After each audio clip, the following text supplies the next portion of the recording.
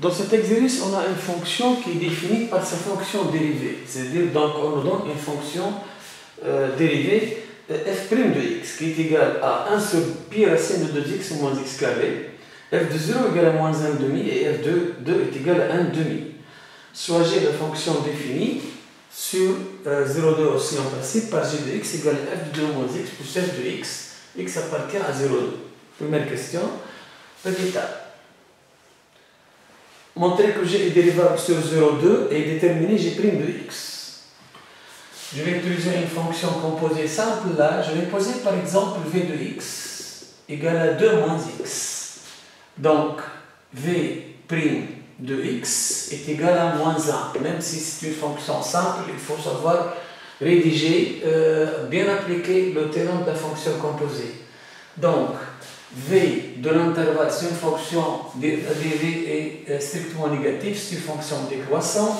Donc, v de l'intervalle 0, 2, v, on aura besoin de l'intervalle 0, 2 ouvert. Donc, v de 0, 2, v de 0, 2, reste encore donc 0, 2. Le théorème de la fonction composée, donc je dois dire que v est dérivable sur 0, 2. F est dérivable sur 0, 2 qui est égal à v de 0, 2. Donc f rend v est dérivable sur 0, 2 et finalement g est dérivable sur 0, 2. Donc pour pouvoir passer à la détermination de la fonction dérivée g', il faut passer par cette rédaction sur la dérivabilité des fonctions composées.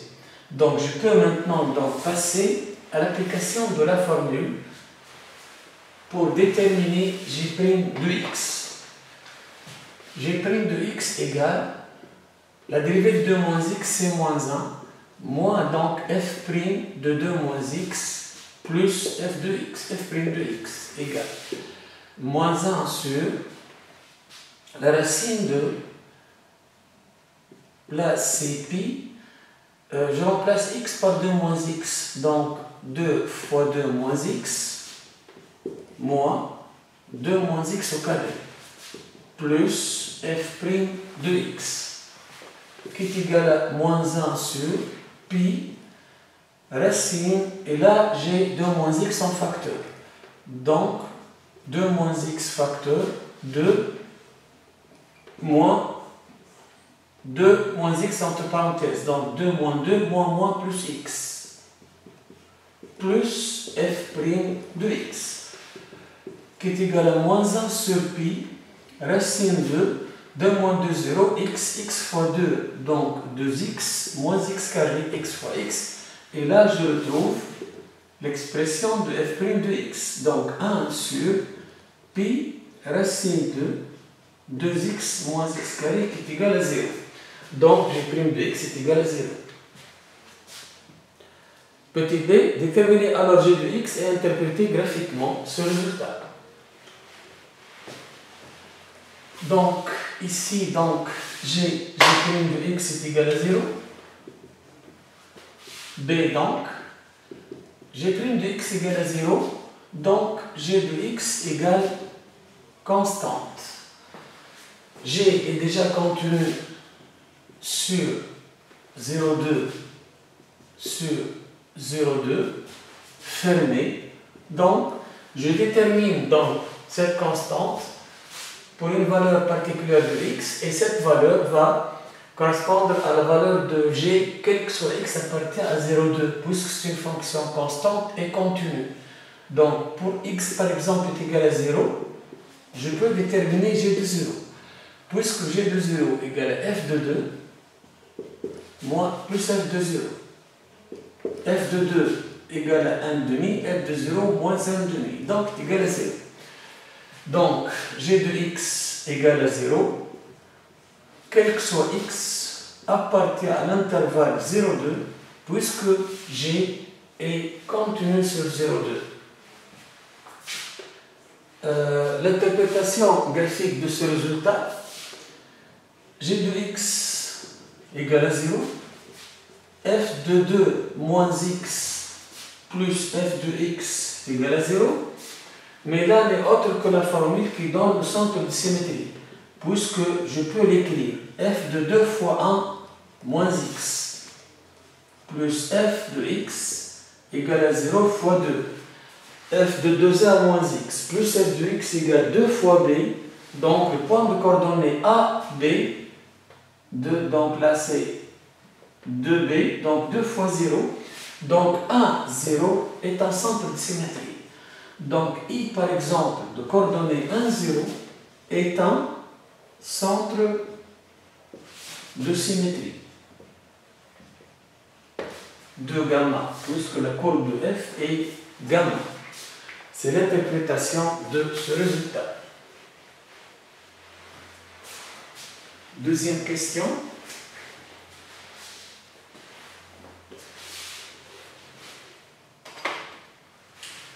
La deuxième question, donc, montrer que f admet une fonction réciproque f-1 définie sur intervalle j que l'on précisera. Calculer f-1 de 0.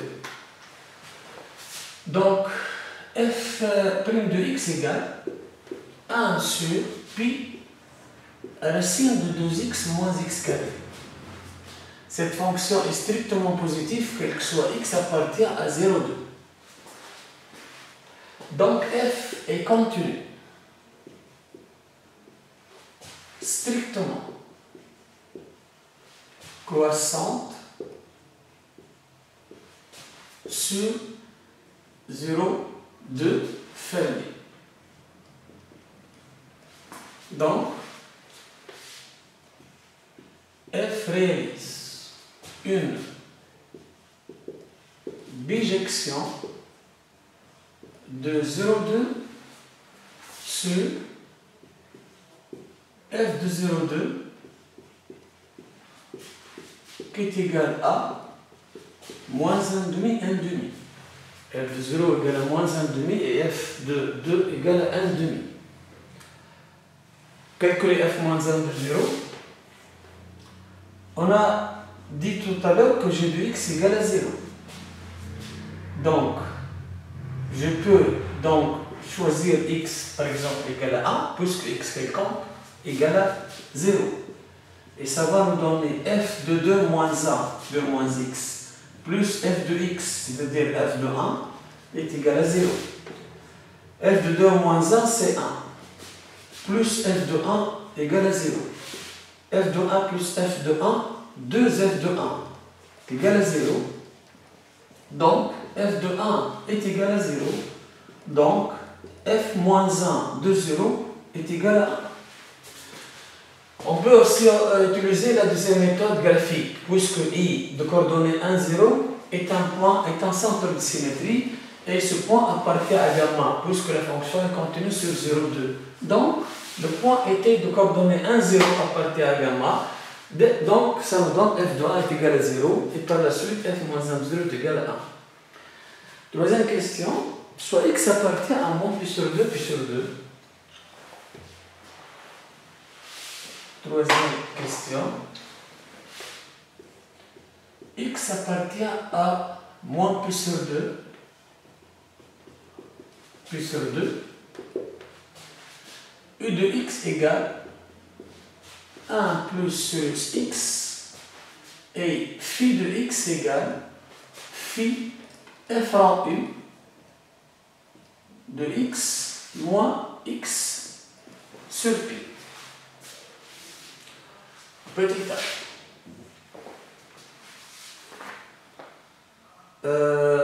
Étudier la dérivabilité de phi et calculer sa fonction dérivée sur moins pi sur 2 ouvert. Donc x moins pi sur 2, là aussi j'ai une fonction composée. U de x égale 1 plus sinus x. Donc u' de x égale cosinus x positif, quel que soit x, appartient à moins pi sur 2, pi sur 2. Donc je détermine u de l'intervalle moins pi sur 2, qui est égal à 0,2. Puisque sinus moins pi sur 2, moins 1 à moins 1, 0. Donc 0,2. On a bien donc l'intervalle image, je peux appliquer donc le théorème de la fonction dérivabilité fonction composée. U est dérivable sur I, et I ici c'est moins pi sur 2, pi sur 2. La fonction f est dérivable sur 0,2. Donc la composée f rang U 0,2 déjà est égal à U de moins pi sur 2, pi sur 2. Donc f rang U est dérivable sur moins pi sur 2, pi sur 2. Mais phi est égal à f rang U de x moins x sur pi. La fonction x sur pi est une fonction simple, c'est une fonction affine, linéaire, donc elle est dérivable. Elle est dérivable sur tout L. Donc on n'aura besoin que moins pi sur 2, pi sur 2. Donc la fonction phi est alors dérivable sur moins pi sur 2, pi sur 2. Et je peux passer donc maintenant à la fonction dérivée, phi prime. Donc, phi prime de x donc égale phi prime de x égale u prime de x f prime de u de x. La formule de la dérivabilité de la fonction composée. Moins 1 sur pi, la dérivée de x c'est 1, moins 1 sur pi, égale. U prime de x c'est cosinus x, fois f prime c'est 1 sur pi. Donc pi racine 2x, 2 fois u, 2, 1 plus sinus x, moins x carré. Donc 1 plus sinus x au carré, moins 1 sur pi, égale cosinus x sur pi racine. Là, j'ai 1 plus sinus en facteur. Donc 1 plus sinus x facteur. 2 moins 1 moins sinus. 2 moins 1 moins sinus x. Moins 1 sur pi, égale cosinus x sur pi fois racine de 1 plus sinus, 2 moins 1, 1 moins sinus fois 1 plus sinus, 1 moins sinus carré. Moins 1 sur pi égale cosinus x sur pi racine de cosinus au carré x. Moins 1 sur pi égale cosinus x sur pi. Racine de cosinus carré, c'est valeur absolue de cosinus x.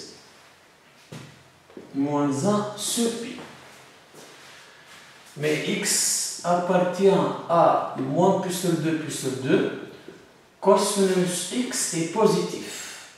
Donc, valeur absolue de cosinus x égale à cosinus x. Donc, phi prime de x égale cosinus x sur cosinus x fois pi moins 1 sur pi. Simplification par cosinus qui est égal donc 1 sur pi moins 1 sur pi qui est égal à 0. Donc phi prime de x est égal à 0.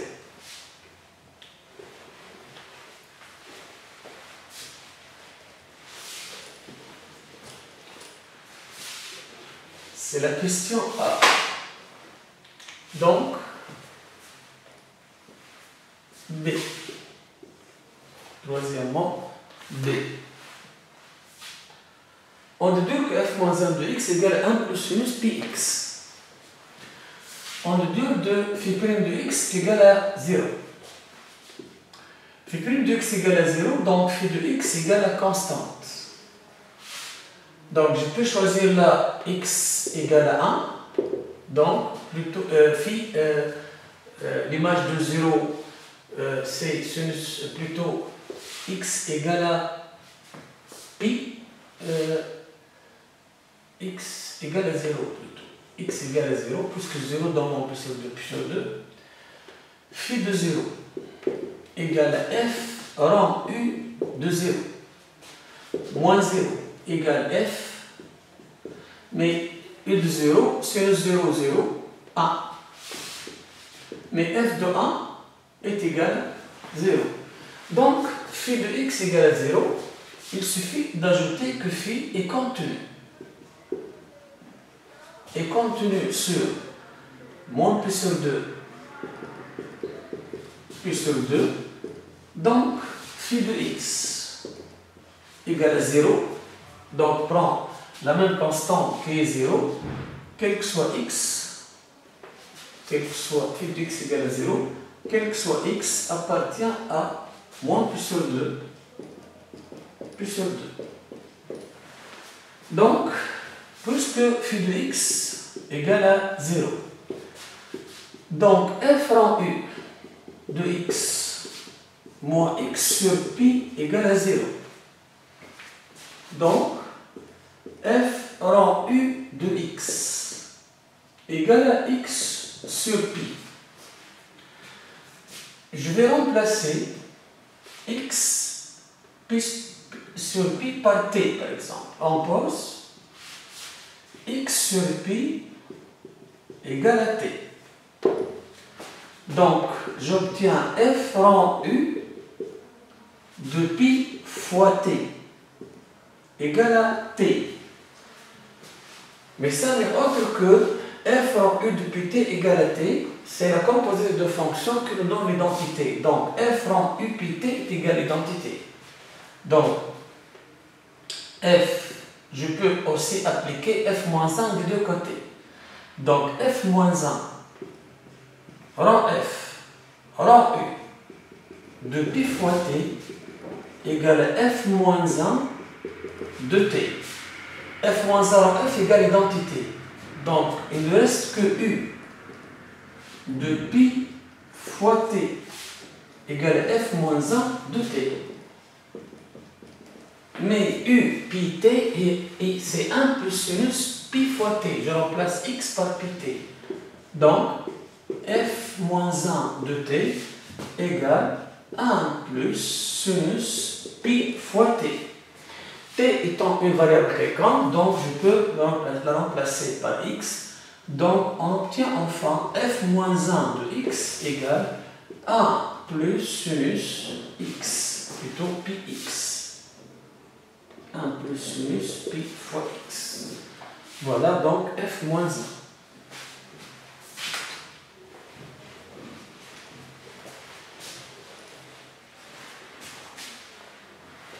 Quatrième question.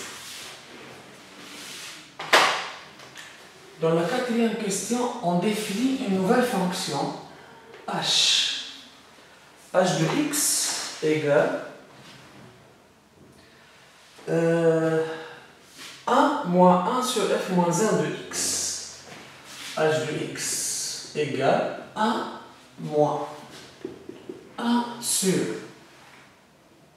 f moins 1 de x, qui est égal à 1 moins 1 sur 1 plus 1 sinus pi x. X appartient à moins 1 demi, 1 demi. Moins 1 demi, 1 demi étant fermé, moins 1 demi ouvert. Dresser le tableau de variation de h. Cette fonction donc est dérivable sur son domaine, moins 1 demi, 1 demi. Je passe rapidement à h' de x. C'est la question en principe petit a. Petit a. h' de x égale dérivée de 1, 0, 1 sur f moins f' sur f carré, moins plus, donc la dérivée de 1 plus sinus pi x. C'est pi fois cosinus pi x. La dérivée de sinus AX, c'est A cosinus AX sur 1 plus sinus PX au carré. H' de x est égal à 0 équivaut à dire que pi cosinus Px égale à 0. Cosinus Px égale à 0, donc Px égale à pi sur 2. Donc x égale à 1,5 puisque l'intervalle c'est moins 1,5 tout simplement. Donc, tableau de variation, moins 1,5 et là 1,5, x, h' de x, h, la dérivée est toujours, le cosinus est toujours donc positif sur moins pi sur 2, croissante. La dérivée s'annule en 1,5, limite de h de x tend vers moins 1,5 plus, égale limite de 1 moins 1 sur 1 plus sinus puis x tend vers moins 1,5 plus, égal. Sinus moins pi sur 2 est égal à moins 1. 1 moins 1, 0. 1 sur 0, c'est un 0 plus que 1 plus sinus, toujours positif. 1 sur 0 plus infini, avec un signe moins l'infini. Donc, moins l'infini. Et là, c'est f de 1,5, plutôt h de 1,5. Donc, h de 1,5 égale 1 moins 1 sur sinus pi sur 2, 1 plus 1, 2. Donc, 1,5, plutôt 1 moins plutôt 1 plus sinus pi sur 2, 1 plus 1 sur 2, là, qui est égal à 1 moins 1,5, sinus pi sur 2, 1, qui est égal à 1,5. Donc, l'image de 1,5, 1,5, et voilà le tableau de variation de h. B. Montrer que h est une bijection de moins 1,5, 1,5 sur l'intervalle j que l'on précisera. On obtient h moins 1 sa fonction réciproque. Cette fonction donc est question, là c'est la question B, donc h est contenu strictement croissant. H est contenu strictement croissante sur moins 1,5, 1,5. Donc H réalise une bijection de moins 1,5, 1,5 sur H de moins 1,5, 1,5 qui est égal à moins l'infini 1,5. Moins l'infini 1,5. Donc H admet une fonction réciproque. H admet une fonction réciproque H moins 1 définie sur moins l'infini 1,5. Ça, c'est pour la fonction réciproque H moins 1.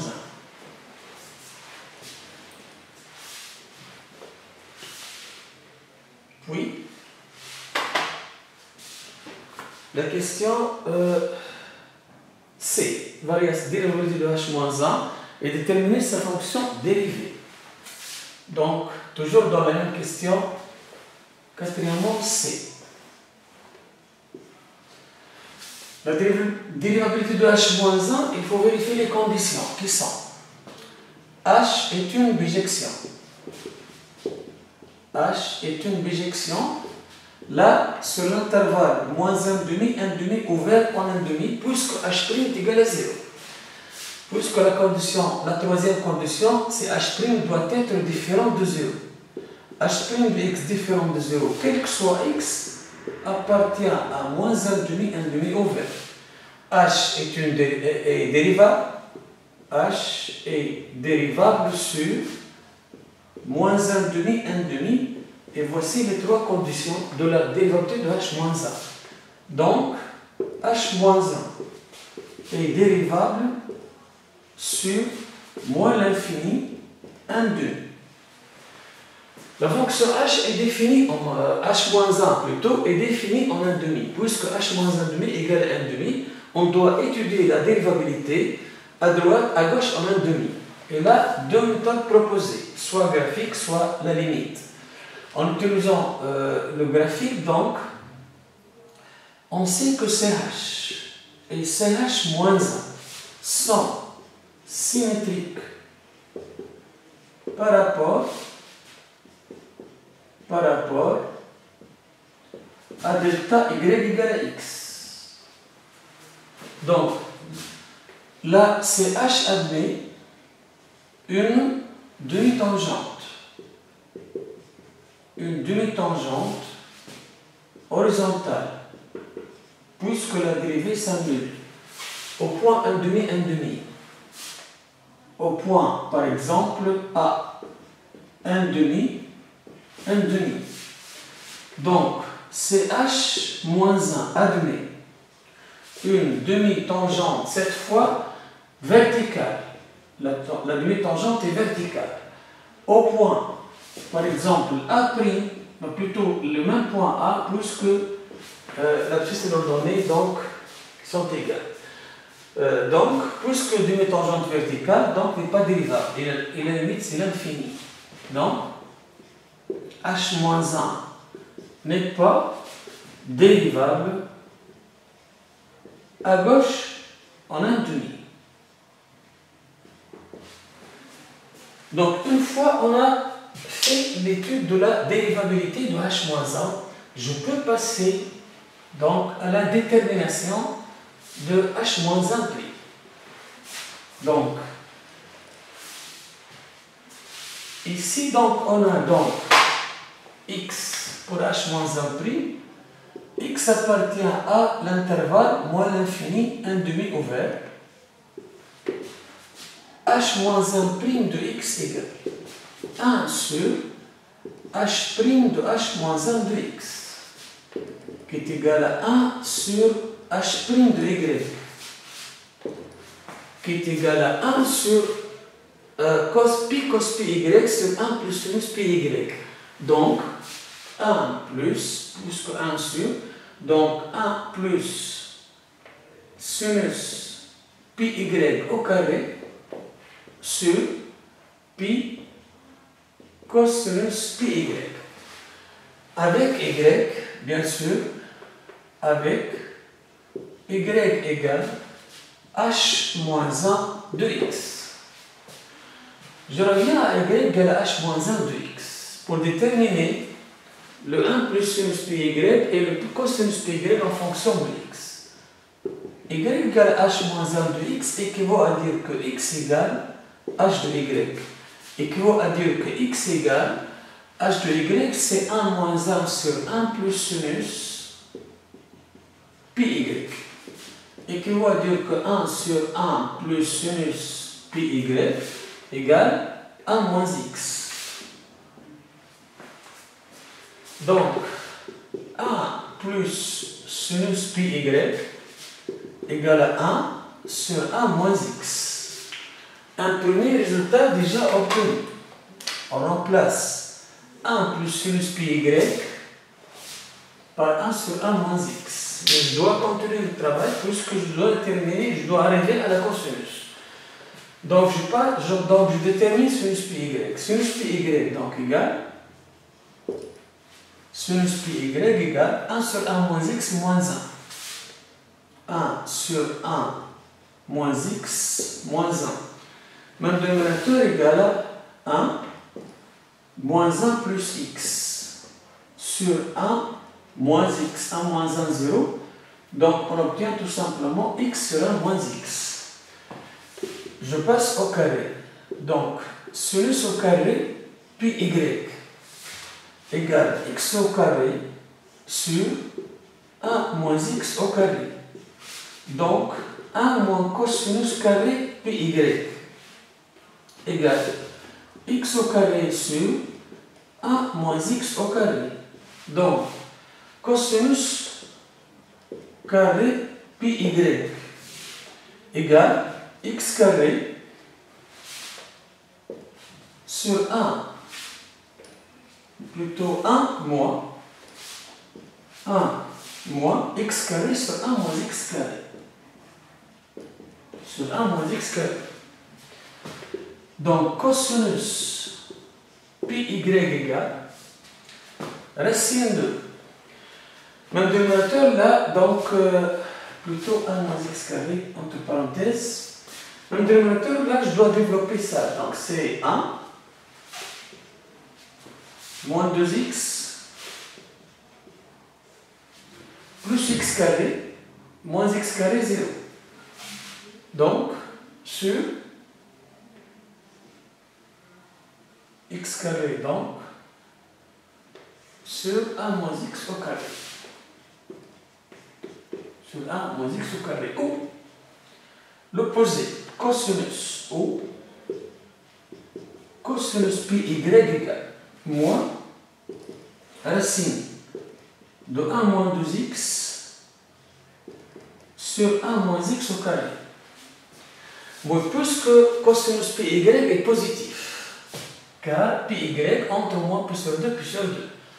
Donc, pi y appartient à moins pi sur 2 pi sur 2. Donc, le cosinus pi y est positif. Donc, cosinus pi y égale racine de 1 moins 2x sur 1 moins x au carré. Donc, on a donc l'expression de cosinus pi y en fonction de x. 1 plus sinus pi y en fonction de x. Je vais les remplacer dans l'expression de h'. Donc, h moins 1' x égale. Donc, 1 plus sinus pi y. 1 plus sinus pi y, c'est 1 sur 1 moins x, donc au carré. Puisque là, au carré. Sur pi cosinus pi y. Mais cosinus pi y, c'est racine de 1 moins 2x sur 1 moins x au carré.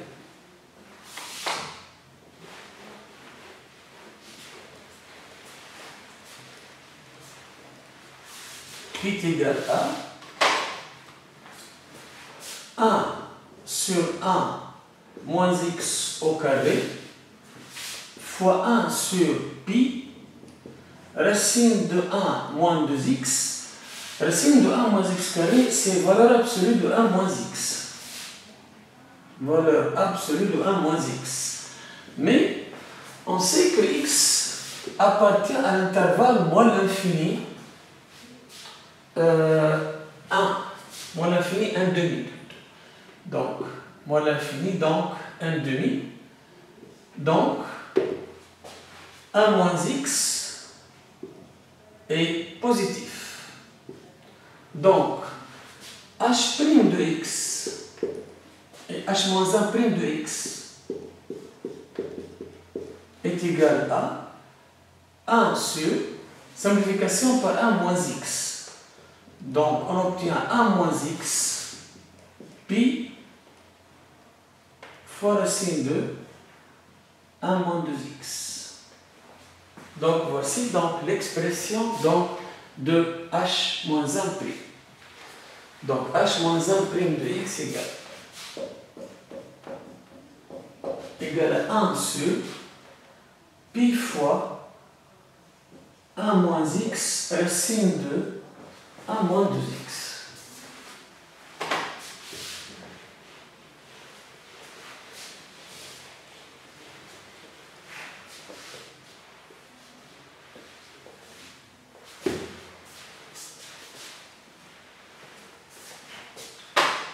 La question maintenant, donc,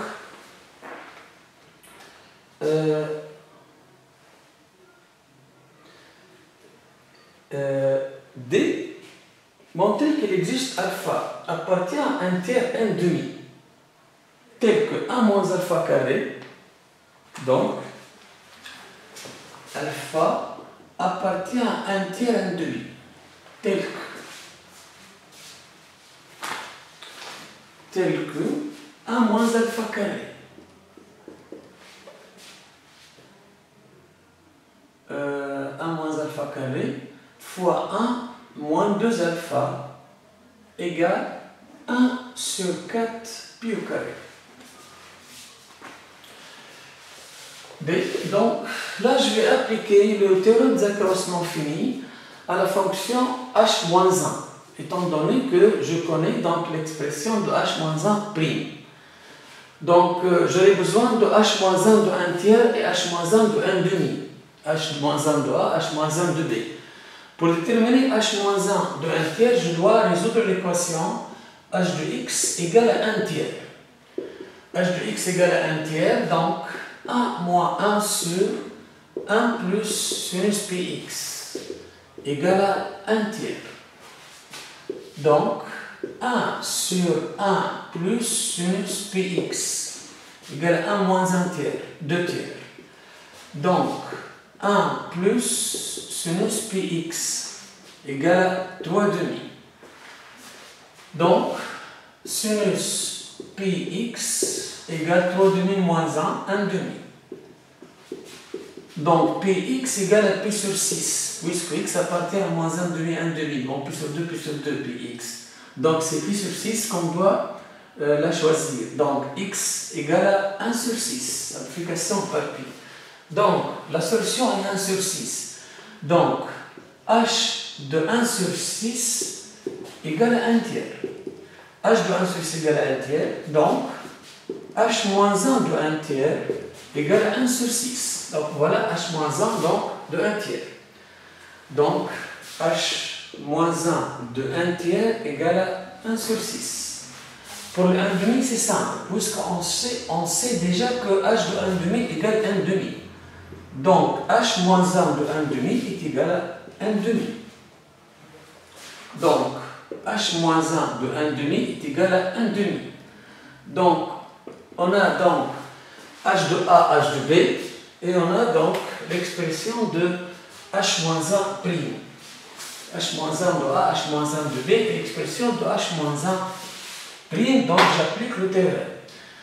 Donc, déjà, l'intervalle est 1 tiers, 1 demi. 1 tiers déjà strictement inférieur à 1 demi.